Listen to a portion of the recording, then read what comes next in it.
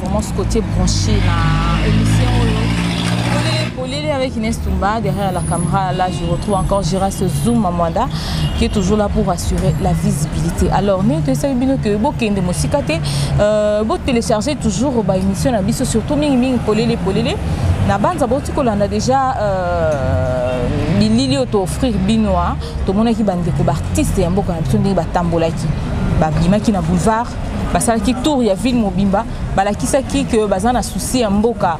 Alors bamekaki un peu ko exposer ba talent na bango ou alors message na bango à partir ya accoutrement ou encore ba tenue balataki. Je pense que bolanda qui ont déjà na mission aussi koleka mais du moins toko ka bana bon parce que baloba kité bango moko fo baloba to yoka bango. Qu'est-ce qu'il voulait juste dire bani batali sa biso nini à partir ya ba tenue balataki bande musu bazaki na ba seringue qui en miroir, mais qui n'a pas foulou. En tout cas, la tennis a été mais du moins, dès qu'il y a une ceinture, c'est-à-dire que Broyo Casco, une exclusivité. À ma droite, je retrouve leader Nabango numéro 1. Je ne sais pas, ça dit les associations, les instituts, les nini, on ne sait pas vraiment quoi définir Bango. Mais monsieur Eddy Ekeke, je crois, monsieur Eddy Ekeke, à ma droite, à qui je salue déjà un beau témoin en Boka.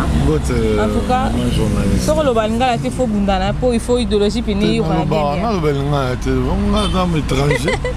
Alors, je vous signale déjà que Yende Moutou et Bolanda qui a l'attaqué canette, un autre Mobimba. Papa, canette, au tambolina, on aura quitté. On a ici bandeko ba seringue, miroir, de comme ça qui na foulou. Il y avait encore quoi? Bandeko ça qui balate batinio escalette. Il y avait aussi monsieur qui en robot. Je ne sais pas, c'est pas facile. Mais qui ba on est sur bazawa. Bon, on est sauté ndambo bakei. Mais ndambo toza toro loba. Toro loba la pe baninga au bazate. Voilà. Mais du moins pour redécouvrir mutu na mutu la malata qui ça voulait dire quoi? Mais en entendant tout bandana na yo moko, quel est le message oyo devrait vous faire passer la population et en tant que banane? Bon, pour ma part, le message il y a loko na lataki ya manzanda et ça message est belé. Message il y a liboso et ça nanu ba sortie de masque oyo kala ya tradition na biso ya Congo et ça la sous-souté. Kala na ba tradition na biso tozalaka na ba pende ba nani oye ba culture wana nyonso ezanga na ba costume nango ezanga sala na ba telle période il faut balata ngo ba bima na nzela eloko to sali lelo pona ko valoriser culture na biso ya ba ethnie nyonso wana lelo eku ebunga etika na Afrique de l'Ouest. Alors là, c'est quoi par souci, il y a non, pourquoi tout ça la ressource mais comment est-ce que tu as on à l'époque il y a l'élo, non, l'élo. Donc tout ça les mambakala maintenant, l'époque il y a l'élo. L'élo, ils ont modernisant au moment pour contemporisant. OK. Pour moderniser. Voilà. C'est quoi bilo tout ça les wana, tu comprends bien on sur tradition té. Ils sont contemporains. Donc, Manzanza par exemple, on a l'attaqué, ezali sortie de masque, ezali Marrakech en grand, ezali recyclage.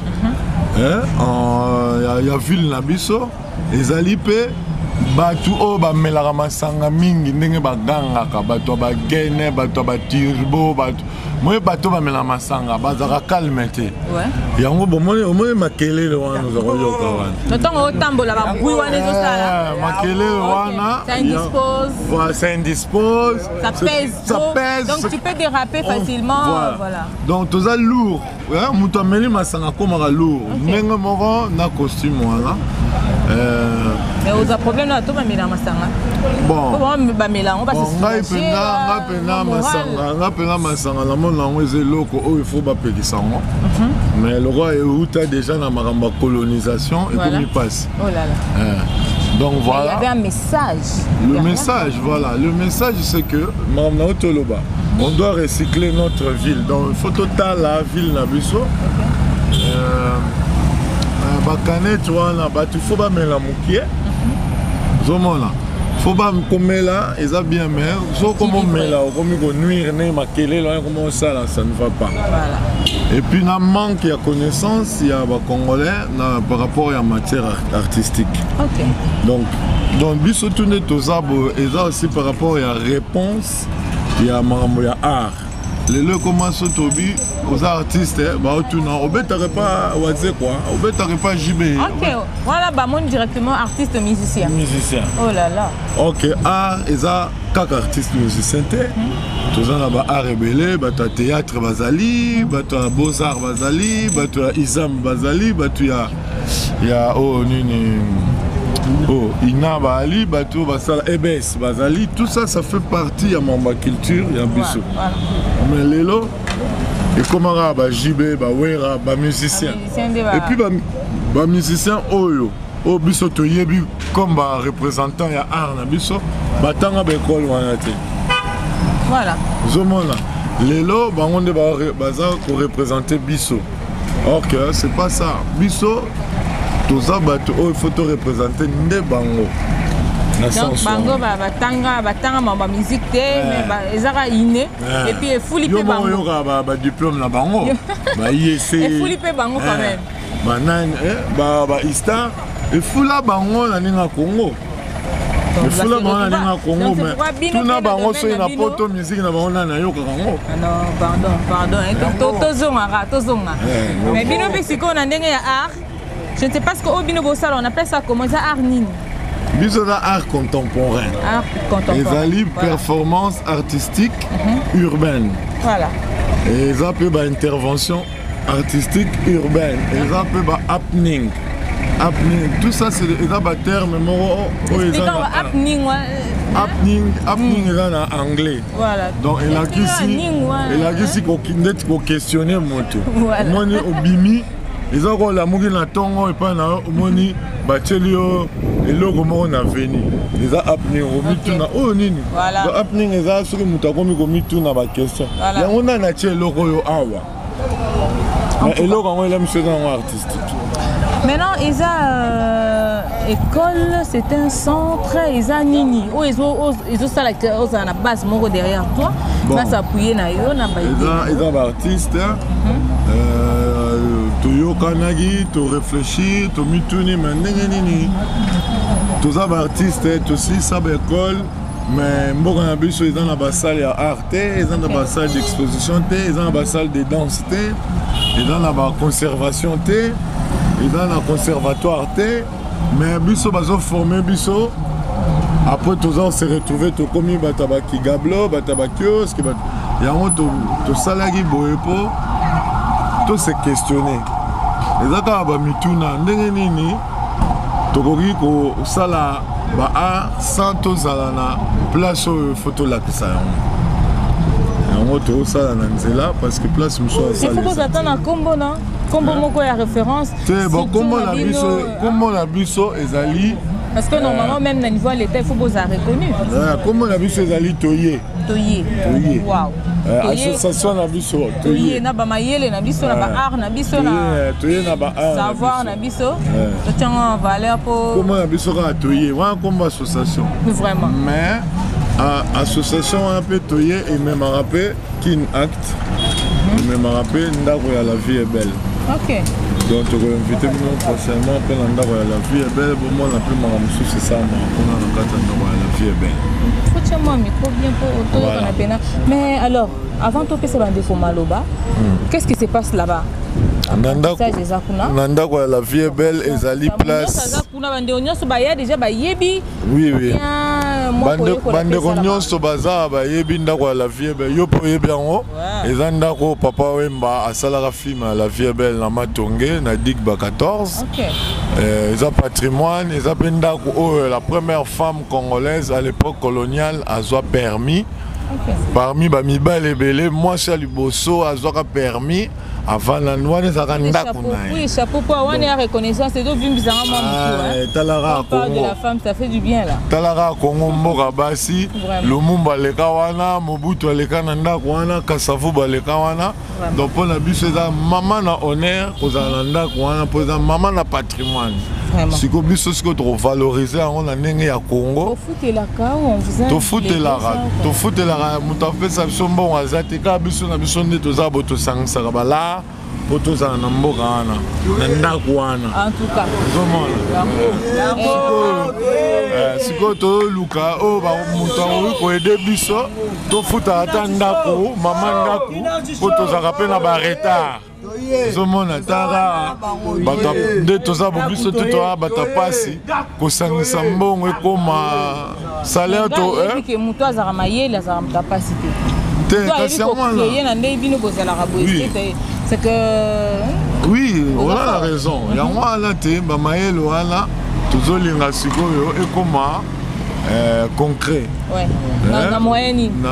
Vous allez exposer des arts somba ou alors. Non, ça peut se faire la gagnant. Na oh, tu vas somba raté. Parce que lobby va peintre peu bazana. Tous ça peintre, tous ça sculpteur, tous ça performeur, musicien, théâtreux, savant, robot, robotique. Tous ça nions, tous ça donc complet. Toi coopératif, toi bien en coopératif. À part bon, on a la législation et l'association. Okay. Mais on a idéologie, la philosophie coopératif. Ça veut dire on se complète. Tout dans la unité, il y a des adversaires. Tout ça, surtout ensemble. Donc, il y a des idées, on appelle la repère sur idée. Il n'y a pas de idée, on a des idées. Il y a bien, mais le financement, on peut faire des idées, on a des idées solides. On dit que vous venez quand tu as bon.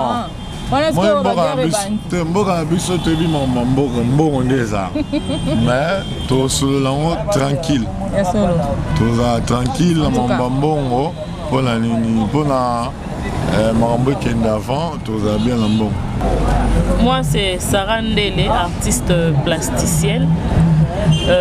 On travaille dans la coopérative Oyo, il y a des artistes Otobengi Toye. Au fait, par rapport à la performance Otosali Lelo, dans l'équipe, il y a 3 danseurs, dans ce monsieur autour, il y a questionnement par rapport à l'issue. Madame Sarah, pardon, tout qui normal, les danseurs, on a un costume, il y avait squelette. Donc, il y a mais même pas que tu étais une femme. C'était ça l'objectif, quoi. Non, mais c'est bon, hein. Merci. Tu étais à l'aise parmi les hommes. Ouais. Au ça va karaté, on a la équipe à démonstration, J'en ai l'habitude, je commence avec les hommes. Depuis classe, et même dans la vie professionnelle. Donc, tu as fait tes études à l'Académie des Beaux-Arts. Wow. Ça fait combien de temps? J'ai fini depuis 2013. Naoki artiste alobaki lo moko lobi pratiquement ils en ont gratuit au salango pour exposer œuvre d'artiste. Mais en tant que femme, ça ne te gêne pas parfois tu travailles bah revenir malgré ça tu pour prendre quand même relève l'eau comme ça. Bon, premièrement, on est au service de notre passion. Pour raison non prendre notre passion là. Le réunion biso pour le rotosali nanzela c'est pas une mince affaire. Déjà par rapport à notre passion, l'argent ça vient après. Déjà l'amour biso tout ça pour notre métier. Et d'ailleurs biso dans notre philosophie de recyclage dans la rue par rapport à l'état et à mboka na biso on recycle, en même temps on contribue à la saleté dans Moka. Et c'est que nous recyclons et on doit ça en œuvre d'art. Et puis nabiso penza ba œuvre d'art nabiso so y a une coopérative au monde tu n'as pas forcément besoin d'avoir l'argent pour réaliser les œuvres d'art. En tout cas, bijou, tu vois ce que j'ai mis là, mais c'est différent avec ce que toi tu as. Il fallait qu'on réserve les non, so y a une idéologie en non. Donc tu préfères mettre ça que Babloco et puis ouais, en fait, je préfère ça parce que ça va les handicap. Donc ce sont des trucs naturels qu'on peut trouver facilement. Et c'est quand même, ça me fait du bien pour la vraiment fabriquer par la main. Vraiment, merci beaucoup. Bonne maman. Comme bonne Bonaza. Bonaza. Vous avez la tenue non? Vous avez la tenue à squelette. Donc, tout ça qui n'a pas déjà kuna. Oh, donc tout ça qui n'a pas kuna. C'est sérieux. On a ce qu'on a ça qui n'a. La réalité hein. Na état d'esprit déjà on a autre côté déjà on a autre côté un état d'esprit il y a philosophie maramususu. C'est quoi on a qui représenter en fait message ni obande koko. Bon, en fait, nyonso pena pour nazaki nga morote nyonso déjà ba danseur ba lobby message na biso to amena ngo par rapport ya nyonso o to sali awa lisu nde mutemoni lisu tellement moni et poser ba question ba question o te poser par exemple mesh asa pembe na tuni mesh nini kati na yo mesh a répondre yo kati ya mesh eza ki azo consenté que bakabelo e basuki mobo oyo biso ba bino ba femme congolaise bokoko tsangote e fulu paye opposé kaka question nini na kati na yo to remarquer au mona ke kuluna en tout cas ezo chauffer na Congo quoi bat mususu na kati na bango il y a des kuluna il y a pe ba kuluna en costume au mona ga muta costume na kati na eza kuluna tozomo nango message pena mingi biso toye nango ya nini na kati na to na biso moko nanu ba congolais nini na kati na yo oyo zokanisa pona la mususu avenir ya bana na yo po ba kuluna costume na rolo ba par rapport na keneka na kana bango ba eskizenga pona nini okozwa salaire bozana bana na ndako. Est-ce que on pensait déjà que au foot la bango ba minerval so za na eloko o eza kati na yoki pour na venir bana no au foot la ba minerval au foot la ba minerval so za na eloko mobo ba bengi par exemple ya komela net aider était à l'obert komela ba whisky bani ezala pe na kata mutu soko zui déjà salaire ce que loko ane za na kati na yoki na ngwa salaire ekena on a kwisi. Merci. Oh là là on va comprendre. Voilà, c'est une simana moi micro. Na invité aux aïpé na scène, aux aïe na tenue nini. Si nazalaki nazalaki tout en seringue. Ah, l'homme en seringue c'était toi. Ouais, homme seringue c'est moi. Waouh. Oga chaleur te kilo wana. Et c'est fallait que nata la seringue. Et c'est ina ba nina ba ben da tonga nango wana. Non, il y a pas d'aiguille à l'intérieur. J'ai enlevé tout comme danger. Ok. Mais nazong ici kaka ba caption ana ba pochette nango po imona loko la aiguille zali et puis kola tango mo ko sa pembe na ngai. OK. Et puis ça moi au banga mon et c'est ça qui donne aussi la force de mon œuvre. OK, ça veut dire quoi alors le seringue là? Donc je suis un Floris Sinandoukou Bokele artiste polymorphe qui veut dire polyvalent. Je travaille dans plusieurs branches dans l'art, donc discipline quoi. Oana Ezali, homme seringue, nazo dénoncé Makambolikana Ming na soins médicaux na biso. OK. Donc, homme seringue azo la santé publique. Santé publique n'a rien ni que bisomoto se poser dans la question premièrement pour nous relever question qui santé est privilégiée na riche ou pauvre. Or ce que tu bien bisonyo se tous en a droit il y a quoi soit soin n'engé moko. Parce que je ne pense pas que le serment d'Hippocrate a déclaré mbongo soit à privilégier non mbongo liboso serment d'Hippocrate est déclaré le Coranate, même serment de Florence au infirmier pour Mouto Abmaleo infirmier prêta serment de Florence. Serment d'Hippocrate et ensuite d'Hippocrate hein. Tout à fait. Au monde coup de nez yango yo la musinga lisoso. Yango wana au monde lelo tozo seringue, ils ont matière plastique. Toujours travailler dans on met les médicaments liquides à l'intérieur pour nous retrouver moutou. OK. Ils ont traité, ils ont sali ça. Mais quand même matière wana, ils ont pollué le monde. Ils ont matière plastique. Pourquoi ils ont pollué le monde? Parce qu'on n'a pas d'endroit approprié pour nous boire immondice wana. La matière plastique. Oh, ils ont diré plus de 400 ans collé à moutou, collé à être humain.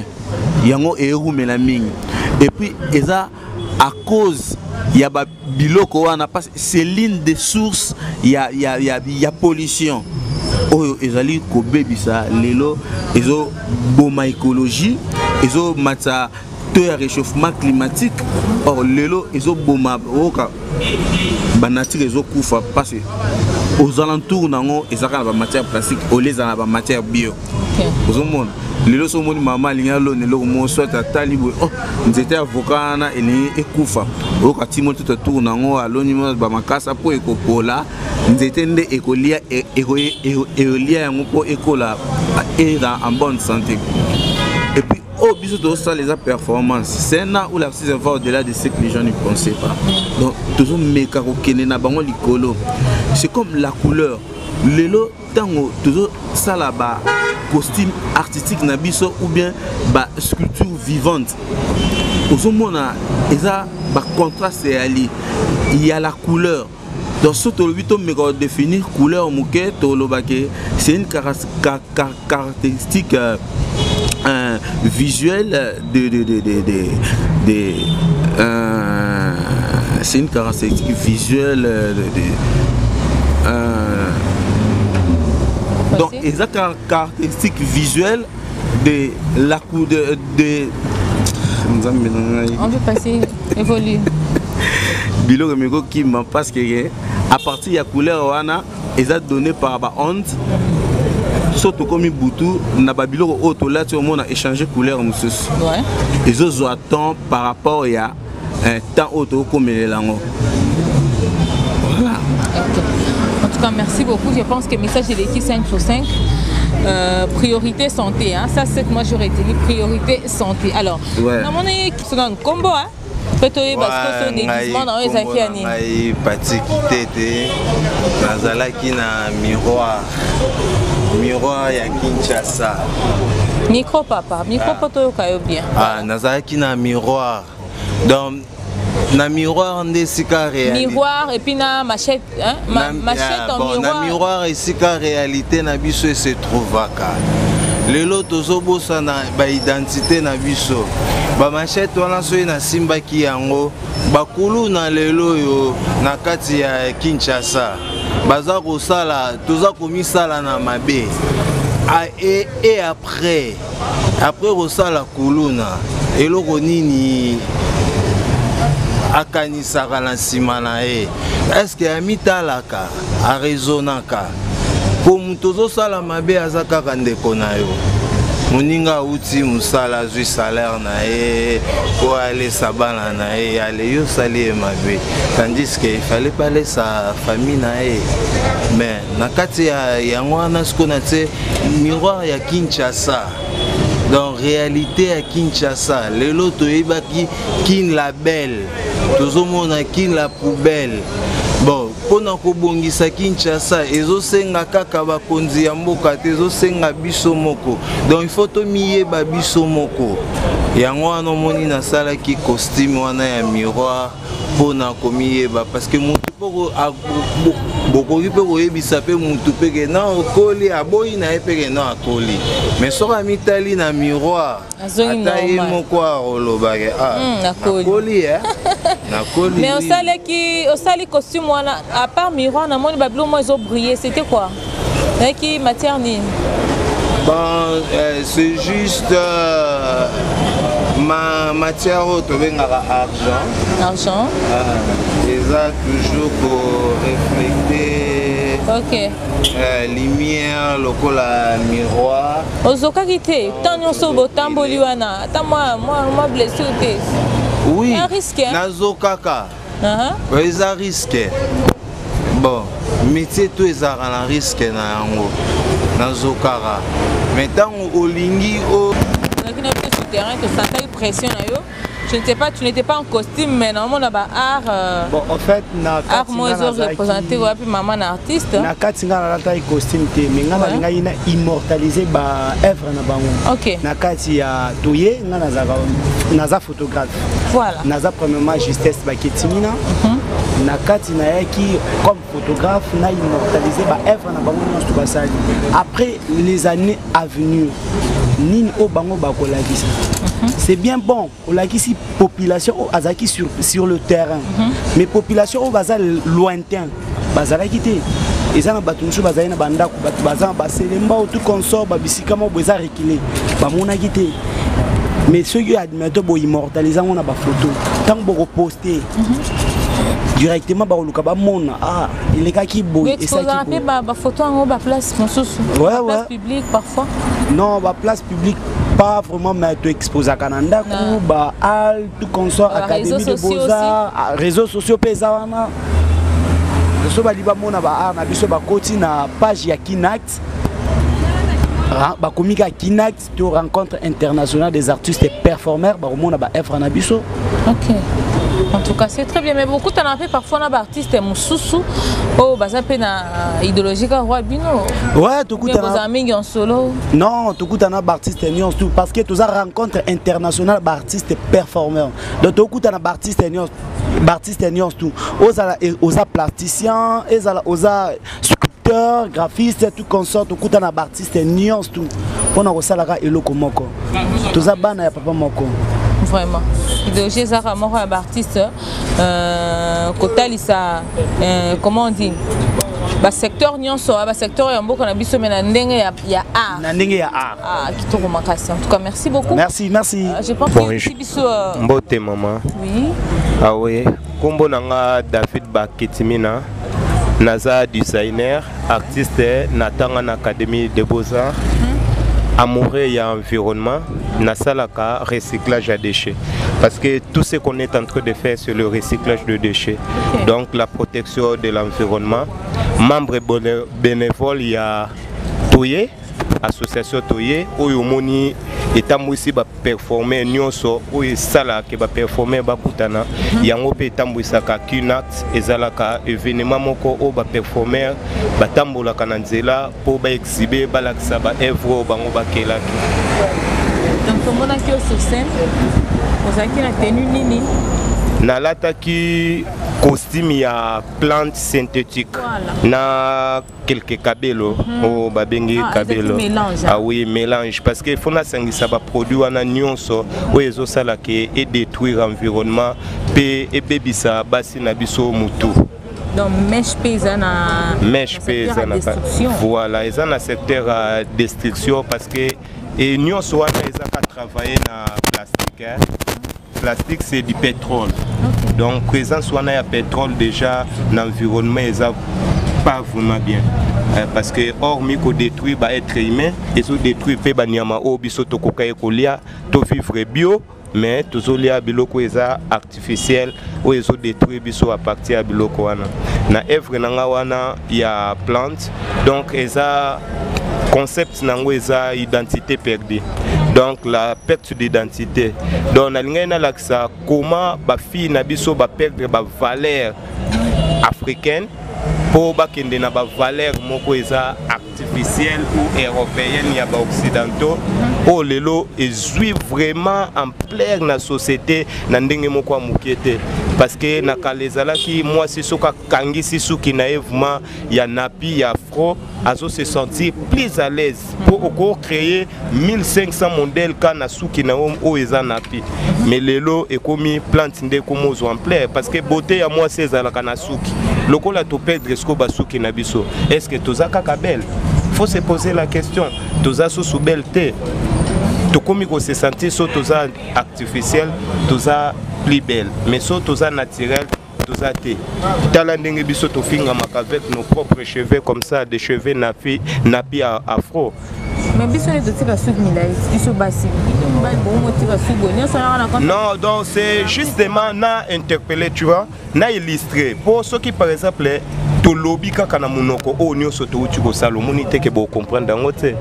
Mais il fallait dessiner, il fallait illustrer. Donc nga moko pona conseiller mutu, nga moko ifuna tika suki boye. Puis suki oyo ezaka kapona bana basete oyo ndenge na tiki favori na ngai suki na ngai. Eza nazo adorer nzambe na ngai ya likolo. Ndenga salinga boye parce que moi je me sens beau comme ça. Donc eloko moko te ko influencer nga nazo se sentir beau. Yango na tiki suki hormis cela ezo atténuer chaleur. Katiakor nanga je suis naturel sans hydroquinone, mes cheveux sont napis. Là je me sens à l'aise. Peba si nabiso balanda ba modelo ba stylo ba ko protéger lobby na bango ba ko battre la lobby na bango. Mais so ba ken artificiel bazo détruire na nzoto na bango na environnement. Na beauté. Merci beaucoup artiste tous artiste Lompandi na yo.